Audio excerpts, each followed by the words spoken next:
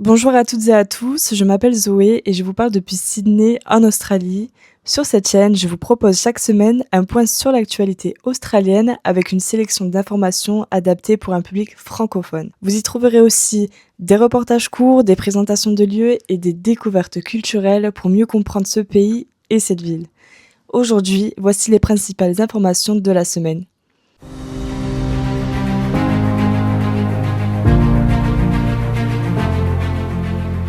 Première info, l'Australie vient de signer un accord de défense avec la Papouasie-Nouvelle-Guinée. Cela signifie que les deux pays vont collaborer sur plusieurs fronts. Entraînement militaire commun, échange d'informations et soutien logistique en cas de crise dans le Pacifique. C'est aussi une façon pour Canberra de renforcer son rôle stratégique face à l'influence croissante de la Chine dans la région. Le Premier ministre australien a déclaré, je cite, « Cet accord est un pas important pour la sécurité régionale et pour la stabilité de nos voisins du Pacifique. » Cette opération pourrait aussi créer des retombées économiques et des projets de développement pour la région.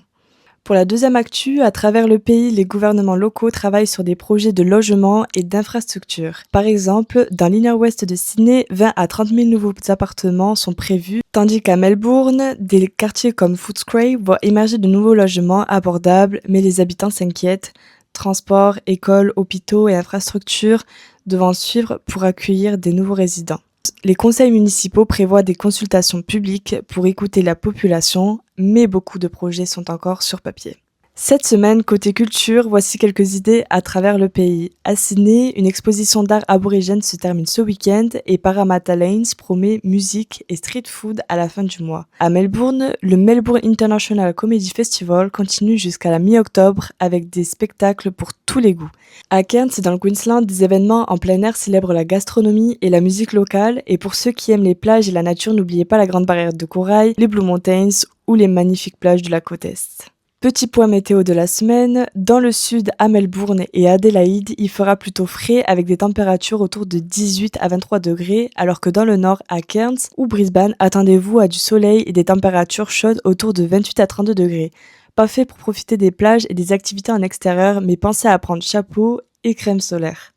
Pour les backpackers qui viennent voyager à travers l'Australie, c'est le moment idéal pour chercher du travail saisonnier. Restauration, tourisme, retail ou même dans les fermes pour ceux qui ont un visa vacances-travail. Conseils pratiques, commencez à déposer vos CV dès maintenant, utilisez les groupes Facebook ou les agences locales et pensez aux jobs temporaires dans les régions touristiques ou agricoles. Petit point France-Australie, les deux pays veulent renforcer leur coopération, notamment dans la défense, l'éducation et le climat. Après la crise des sous-marins, Paris et Canberra veulent tourner la page et travailler sur des projets en commun. Des échanges universitaires et initiatives pour la protection de l'océan Pacifique et la transition énergétique sont déjà prévus, ouvrant des opportunités pour les étudiants professionnels français.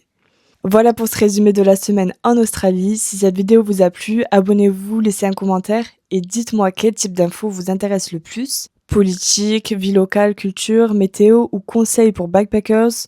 Je vous retrouve très bientôt pour un nouveau résumé avec toujours des infos fraîches, des événements à ne pas manquer et quelques surprises pour ceux qui vivent ou voyagent ici.